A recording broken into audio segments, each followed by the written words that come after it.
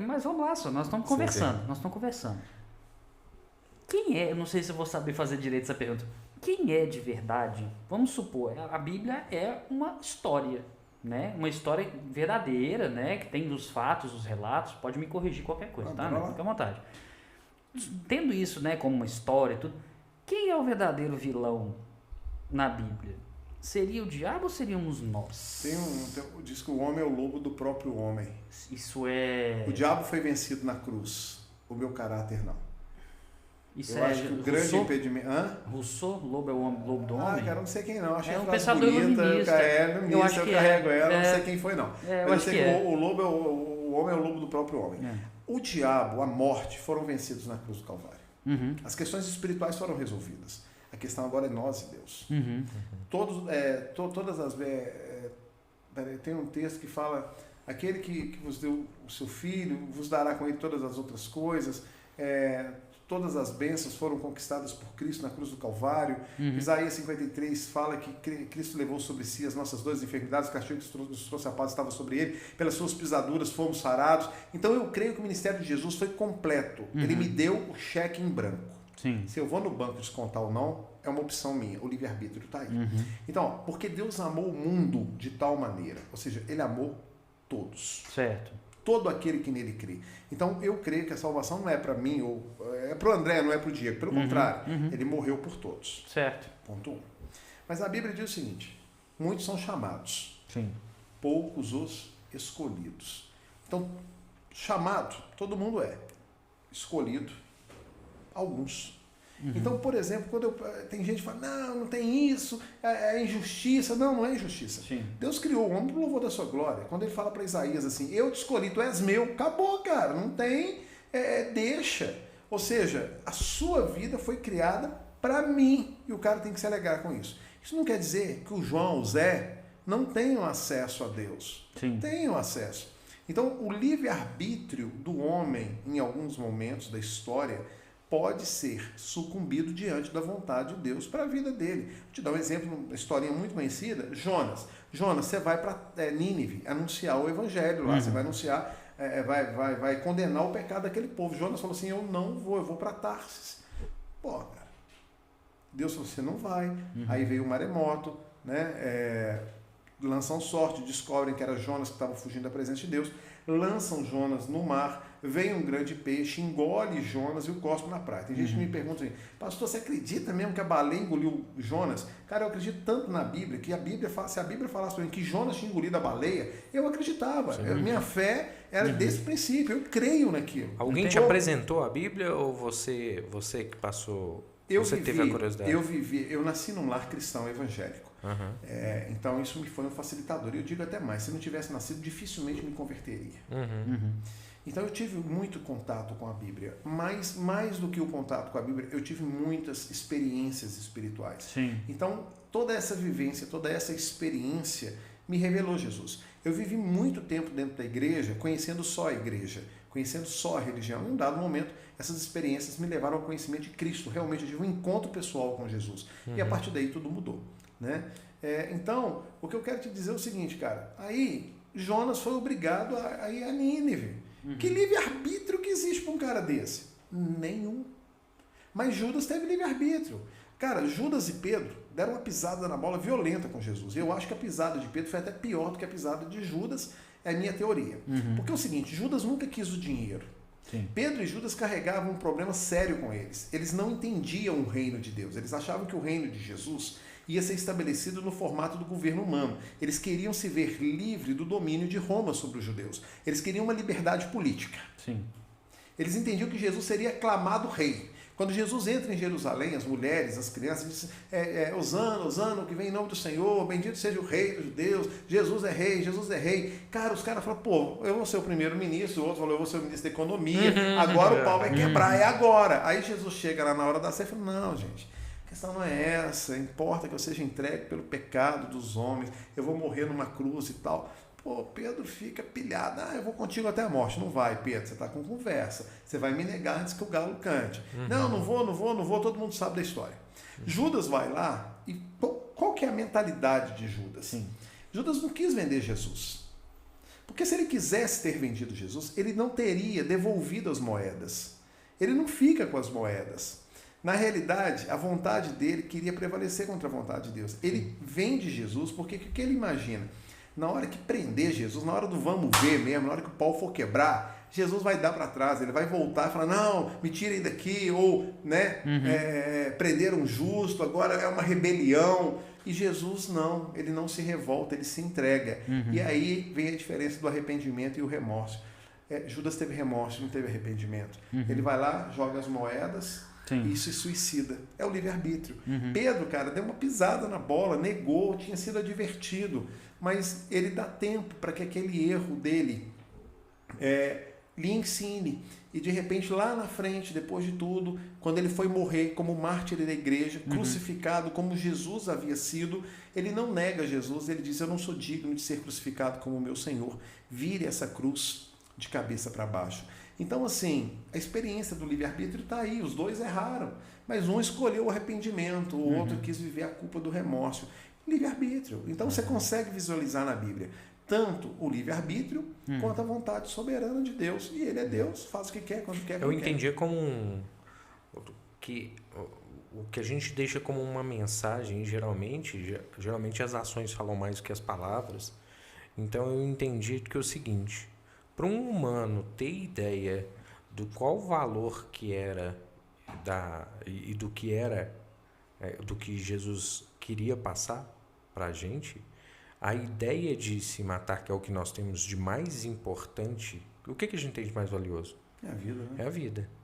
Então, a melhor maneira de deixar essa mensagem seria com que isso acontecesse. Ele entregou a sua vida. Ele entregou a sua vida porque a mensagem teria muito mais peso. As pessoas poderiam não saber, digamos que a língua morresse e as pessoas não se comunicassem mais através dessa língua. Se tivesse qualquer maneira de contar a história que alguém morreu pelo que acreditava, isso é o que o ser humano mortal consegue enxergar de mais precioso. Ele se entregou, ele deu tudo, né? E é engraçado, cara, as pessoas muitas vezes me perguntam, pastor, é possível alguém amar a Deus como Deus ama o homem? Aí eu respondo que sim, a pessoa fica assim, cara, como? Não tem jeito? Tem. Qual foi a maior prova de amor de Deus pelo homem? Não foi dar o seu filho Jesus para que ele morresse na cruz do Calvário? Foi o mesmo sacrifício que Deus pediu para Abraão, quando Abraão, já velho, com 120 anos, gera Isaac, aos 132 anos, Isaac com 12, Deus fala, me entrega Isaac. E Abraão falou, se é o que o senhor quer, toma, eu vou sacrificá-lo. E ele vai até o último momento e Deus falou, pode parar, agora eu sei que você me ama mais do que você ama a sua bênção. Ou seja, você ama o abençoador mais do que a própria bênção. E ali eu acho que Deus decide entregar Jesus de uma forma muito clara, que ele falou, olha, no monte do Senhor haverá provisão, eis aí o cordeiro, né, para que seja imolado. Então esse derramamento de sangue de Jesus foi o preço, a vida. E é uma coisa muito gostosa que eu gosto de falar, ele não morreu, ele se entregou. Porque a morte não teve efeito sobre ele. Ele deu a sua vida. É diferente, não foi tirado dele. Ele se deu, ele se doou. Ele falou, Pai, nas tuas mãos eu entrego o meu espírito. Essa é a verdadeira oferta. Ele não foi para a cruz com pirraça, com choro, com dor, lamentando o fato de estar na cruz. Ele foi para a cruz como entrega, porque te ama, me ama. E é bom dizer, nenhum de nós merece esse amor de forma tão incondicional. Mas ele nos ama. Interessante. Para fechar essa parte do assunto, e Adão e Eva? Tinha livre-arbítrio ali? Tiveram. Porque Tiveram. Agora, esses dias eu estive pensando no negócio. Eu não... as pessoas, porque Adão e Eva deram errado. Aí Jesus veio. Se eu pensasse a história dessa maneira... Causa e consequência, talvez? Como causa e consequência. Tipo assim, Deus ele criou Adão e Eva, e porque Adão e Eva pecaram, eu obrigatoriamente tenho que enviar o meu filho para morrer no lugar do ser humano. O pecado entrou no homem pelo Adão e agora vai sair por Jesus. Eu não creio dessa maneira. Se eu prego um Deus que é perfeito, se eu prego um Deus que é poderoso, que é conhecedor, onipresente, onisciente, onipotente, eu não posso pensar que a criação que esse Deus fez deu errado. Sim. Eu posso não conseguir te explicar o porquê, mas eu tenho absoluta certeza de uma coisa, isso está na Bíblia. Desde a fundação de todas as coisas, ou melhor, todas elas foram feitas em Cristo. E desde que tudo foi criado, ou antes que tudo fosse criado, o plano de salvação de Deus para o homem já era Jesus. Então eu creio abertamente que não por uma interferência de Deus, mas por uma permissão. Deus já sabia, cara, que a mulher no supermercado ia na maçã. Entende? Já sabia. É porque eu falo assim... Mas não mandou fazer, nem obrigou a fazer. E aí eu te falo que a grande culpa disso foi de Adão, não foi de Eva. Porque a pergunta que eu faço é, aonde estava Adão quando a cobra estava lá, batendo um papo com a sua mulher? Aí que eu falo o negócio da família. O homem não cumpriu o papel dele, porque se você pega a Bíblia, são pequenos detalhes. É porque a todo Bíblia mundo fala maldita Eva que comeu. Não é, maldito Adão, porque a responsabilidade de guardar o jardim não era de Eva, era de Adão. Se ele estivesse guardando o jardim, a cobra, né, uma simbologia de Satanás, não teria acesso ao coração de Eva. Entendi. E você já parou para pensar por que o diabo usou a cobra, não usou o macaco, o rinoceronte? Já parou? A princípio, não. Cara, é muita semelhança. Primeira coisa, a cobra sempre devora as presas pela cabeça. E o diabo é assim com a gente. É na dúvida, é no medo, é na pergunta. É quando ele gera em você a incerteza. Ele gerou incertezas em Eva, dizendo, será que foi isso mesmo que Deus falou? Será que você não vai ser igual a ele? Colocou em xeque a voz de Deus. O caminho da serpente é tortuoso, assim como o caminho do diabo é tortuoso. O caminho de Deus, ele é reto. O diabo, ele se camufla em muitas coisas, assim como a cobra. Quantas vezes você olhar para uma árvore, você não vê, você olhar para a grama, você não enxergar, ela toma cor, ela toma forma, né? Outra coisa que eu acho fantástico, a linguagem da cobra é o sibilar, é um som quase que inaudível ao ouvido humano, porque a voz que nos corrompe não é a que a gente ouve no ouvido, mas é a que grita no coração, é aquilo que me leva ao meu desejo, à minha vontade. Então tem muita coisa interessante, cara, achar a Bíblia riquíssima, né? Quando você para você estudar ali. Com certeza. Então, assim, mas eu não acho que foi uma falha, eu acho que era um projeto soberano de Deus. Não, mas por que eu trouxe isso? Vamos lá, eu não sou pai, mas tem 2 pais aqui que podem falar por mim nesse caso. É uma comparação tão simplista, mas enfim, só pra gente, né, vamos lá. Você fala com seu filho, você fala com a Emily, né, a Emily mais crescidinha, tem isso aqui que você pode mexer e tem isso aqui, ó, você não pode mexer. O que é mais fácil? Você falar não pode mexer ou tirar dali? Para que não aconteça isso. O problema é que na vida as coisas não vão ser tiradas dela. Pois eu falo assim, você tá entendendo onde que eu quero chegar? É por isso que eu falo que não é acidente. Mas é justamente isso. E é por isso que eu tô te falando que não foi um erro. Isso. Cara, porque se fosse um erro, Deus tinha tirado a cobra do jardim, não tinha botado a maçã no pé e muito menos tinha feito Eva. Você entende? É exatamente esse o ponto. É a história, cara, é a vida, o lindo de tudo isso, é isso. É de virar para Eva e falar, se você fizer, vai dar errado. Né? E ele diz para Adão, é um negócio muito legal, né? A ordem foi, não coma. Como eu não tive essa formação sua, porque eu não tive esse tipo de conversa desde mais cedo, questão de religiosidade, essas coisas, eu fui procurando a minha própria percepção. E aí eu via o seguinte... Eu pesquisava no Barça. Você tem que explicar. Mirador e Barça.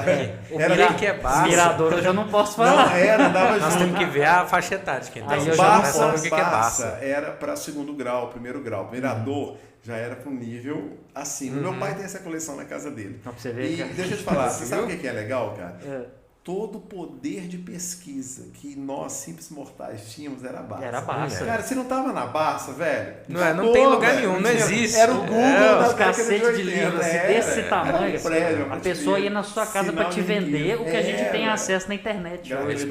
É fantástico, cara.